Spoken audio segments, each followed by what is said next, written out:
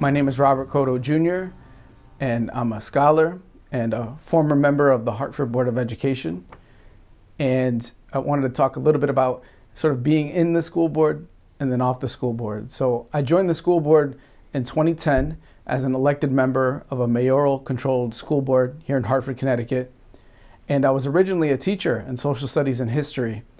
And I had seen things going on in the school system with school choice, funding, various things that I was sort of interested in. And because I was a teacher actually in a different district, I was able to run for school board here in Hartford. And when I ran, I did the debates, I did all the advertisements, all that stuff that you would do to run a campaign. And I learned so much.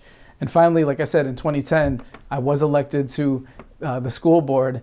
And it was definitely sort of like this challenge, broadly speaking, of being inside and outside. So once I was inside, you get to the meetings and everyone shakes your hand and says, "Hello, how are you, Mr. Cotto?" And it's such a different experience than being a teacher in the classroom where you're working with students and teaching them and helping them and move them forward. And it's sort of just like a reverse. Now you're an insider into sort of who sort of controls and manages the school district.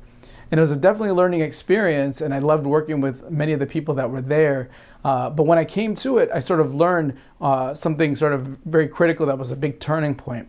What I learned was that at that time, this was back in 2010, the school district was sort of saying, our test scores are great, everything's wonderful, everything's fantastic. But when you spoke with people on the ground, teachers, parents, they said, think people are really struggling, and I don't know if this is exactly what's going on. So I'm sort of a person that sort of looks into the numbers, starts to dig, and I sort of found that the test scores had been distorted basically, and what was happening was that kids with disabilities were being pulled out of the overall test scores. And so I brought that to the school board attention, and they said, no, that's not true, and sort of got further and further down the line, and it became sort of a big deal where, the fact that schools were closing permanently or temporarily, schools were opening, and school choice was sort of becoming more of a big thing.